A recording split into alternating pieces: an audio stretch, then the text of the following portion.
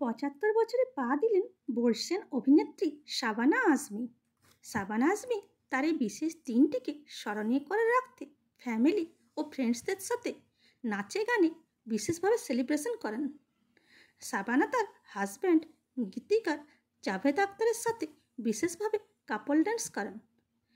Red ও black কালারের পোশাকে ওই দিন শাবানাকে দেখা গেছে। অন্যদিকে জাভেদ আখতারকে ব্রাউন ও ব্ল্যাক কালারের পোশাকে দেখা গেছে। জাভেদ ও শাবানার যুগলবন্দি ডান্স দেখে অনেকেই প্রশংসা করেছেন।